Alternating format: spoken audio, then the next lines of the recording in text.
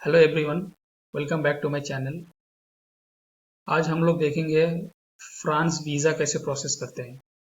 France visa के लिए हमें चाहिए दो चीज़, एक एप्लीकेशन फॉर्म और दूसरा कुछ डॉक्यूमेंट्स जैसे कि passport, tickets and for student visa contract from the host institution and for tourist visa जो घूमने के लिए आते हैं यूरोप में, उनके लिए चाहिए टिकट्स प्लस होटल का बुकिंग का कोई प्रूफ, जैसे हो कोई होटल बुकिंग फ्रॉम booking.com और GoIB, वो जहाँ से भी वो बुक करते हैं उसका एक बुकिंग कंफर्मेशन चाहिए, ताकि आप वहाँ पे एम्बेसी में शो कर सको कि आप जाके कहाँ रुकने वाले हो, आपका रहने का कहाँ लोकेशन रहेगा।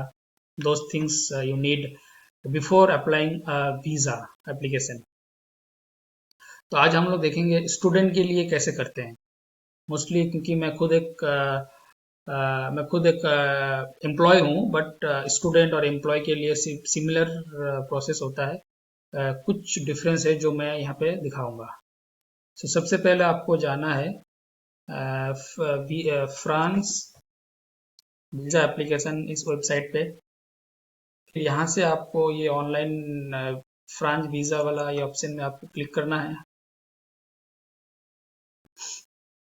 उसके बाद आपको यहाँ पे आना है स्टार्ट योर वीज़ा एप्लीकेशन। जैसे आप यहाँ पहुँच जाओगे, यहाँ पे आपको लॉग इन करना होगा। So for first time user आपको यहाँ से क्रिएट अकाउंट करना पड़ेगा, और बिकॉज मैं ऑलरेडी लॉग इन कर चुका हूँ, so I just need log in here. Log in करने के लिए आपको ईमेल आईडी चाहिए, कोई वैलिड ईमेल आईडी और एक फ़ोन नंबर और एक पासवर्ड। सो बहुत इजी है अकाउंट बनाना। जैसे आप अकाउंट बना दोगे, आप लॉग इन करने के बाद आपका इंटरफेस कुछ इस तरह का आएगा। यहाँ से आपको क्या करना है, आपको जाना है create a new application in a new group of application. जैसे आप यहाँ पे आओगे, आपका ये 6 स्टेप है, इसमें हम अभी फर्स्ट स्टेप में हैं। तो यहाँ पे है योर प्लान, योर सिचुएशन। जैसे आप यहाँ पे आओगे, आपको लिखना current nationality, obviously Indian. Indian.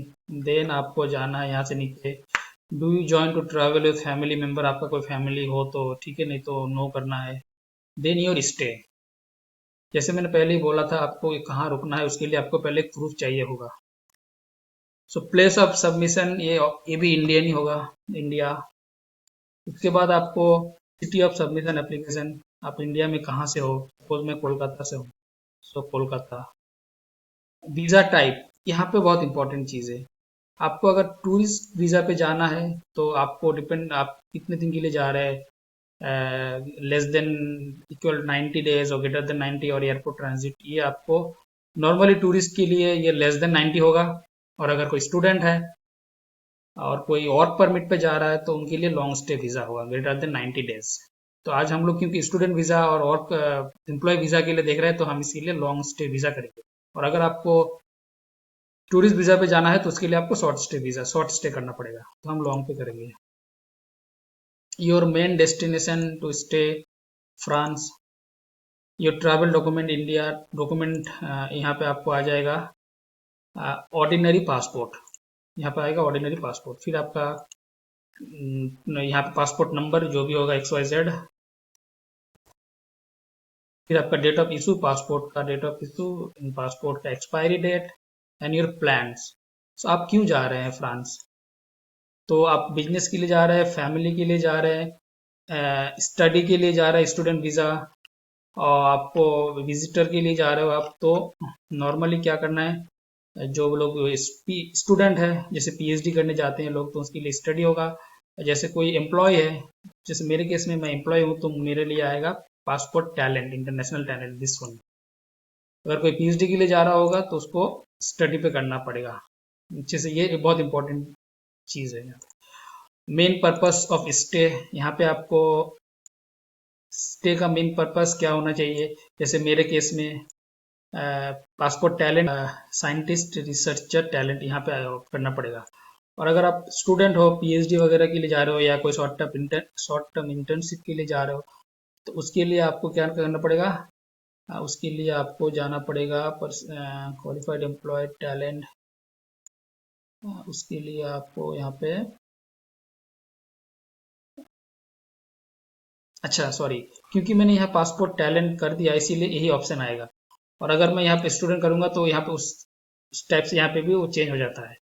तो क्योंकि मैंने पासपोर्ट टैलेंट ऑप्शन चूज किया यहाँ पे, तो इसीलिए यहाँ पे आपका सिर्फ पासपोर्ट टैलेंट का ही ऑप्शन मिलेगा।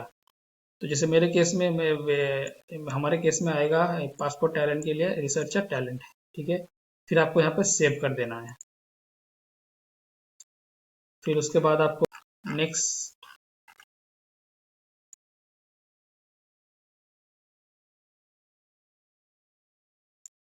नेक्स्ट पे आ गए हम। यस, आपको वो देना होगा वैलिड पासपोर्ट नंबर।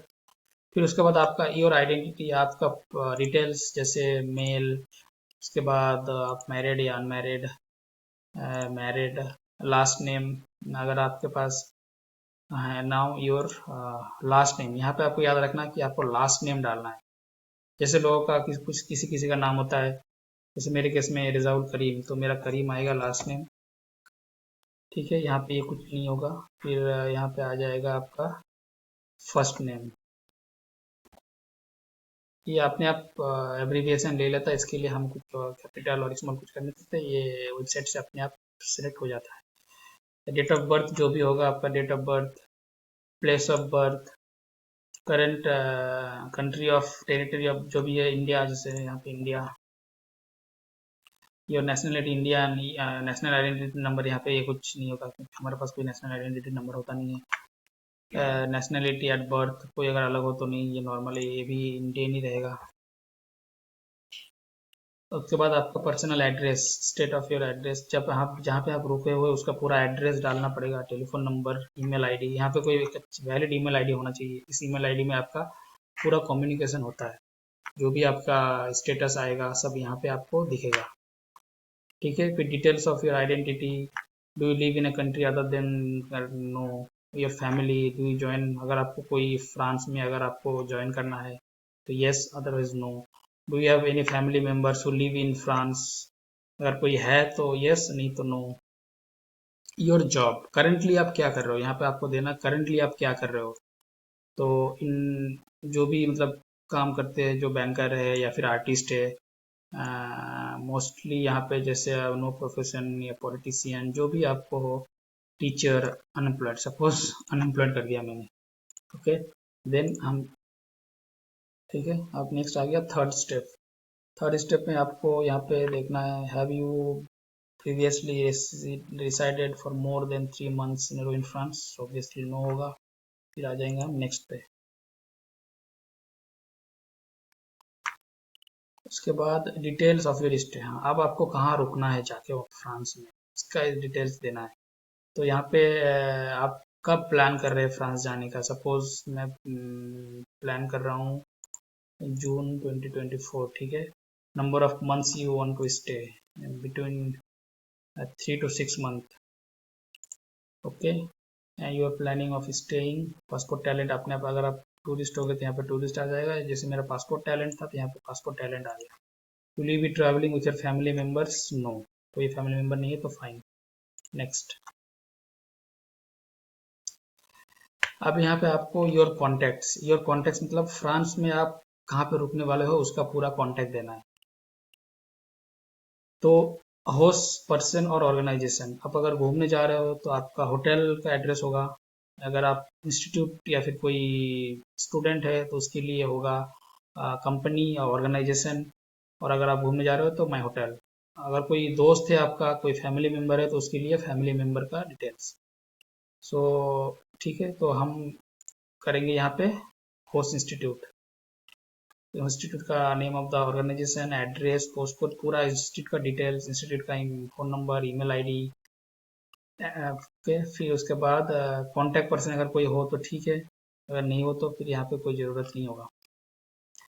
उसके बाद आ गया कौन ट्रैवल का फंड करता है। सपोज बहुत सारे एम्प्लॉय जिसको इंस्टीट्यूट पे करता है या कंपनी पे करता है तो उनके लिए कंपनी पे करेगा, या फिर अगर कोई खुद के पैसे से जाता है या फिर खुद ट्रैवल का कॉस्ट बेयर करता है, उसके लिए my self, normally my self होगा। एंड देन आप कैसे करोगे, ऑब्वियसली कैश होगा बाय द कंपनी और यहाँ पे हो गया। चलते हैं हम नेक्स्ट। ओके, तो यहाँ पे आपको name of the host organisation company यहाँ पे आपको देना पड़ेगा, XYZ। एड्रेस भी कुछ दे दिया मैंने, सपोज कुछ भी दे दिया, ठीक है। सिटी होना चाहिए कोई भी, सपोज पेरिस, ठीक है। फोन नंबर तो है नहीं, डाल दो फोन नंबर आपको जो भी होगा।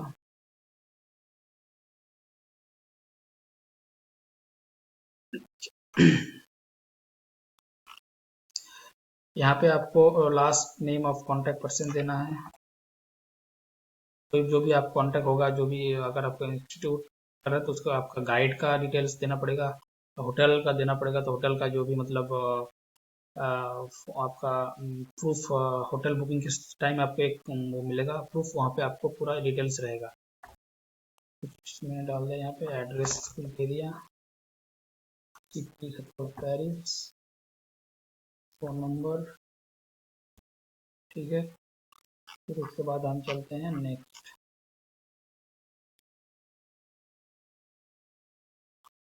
ये लास्ट स्टेज। अब पूरा आपको चेक करना है, आपने पूरा सही से डाला है कि नहीं, पूरा आपको अपना सब कुछ चेक करना पड़ेगा। फिर उसके बाद आप कंटिन्यू करना पड़ेगा। जैसे आप कंटिन्यू करोगे आप इस ऑप्शन पे आ जाओगे। यहाँ पे आपको करना है I declare that all the information provided is correct and complete to the best of my knowledge. यहाँ पे आपको टेक करना है, देन आपको कंटिन्यू करना है। उसके बाद कंटिन्यू करने से पहले आपको इसका PDF फॉर्म यहाँ से ले लेना है। यहाँ पे जैसे भी आप क्लिक करोगे इस यहाँ पे, तो आपको क्या आएगा, एक आपका PDF फॉर्म जनरेट हो जाएगा आपका एप्लीकेशन फॉर्म का। अब उस एप्लीकेशन फॉर्म में ये नंबर आएगा, this number is very important. और इस नंबर के साथ आपको फिर VFX में अपॉइंटमेंट लेने के लिए ये नंबर चाहिए, प्लस आपको ये PDF फाइल भी VFX में लेके जाना पड़ेगा। फॉर अपॉइंटमेंट इन VFX हम उसके लिए एक अलग से वीडियो बना देंगे, कैसे VFX में अपॉइंटमेंट लेते हैं, और उसके बाद वहाँ पे क्या क्या डॉक्यूमेंट्स चाहिए, वहाँ पे क्या प्रोसेस होता है, उसके लिए हम एक नेक्स्ट वीडियो में बात करेंगे। Okay, so thank you very much, have a nice day.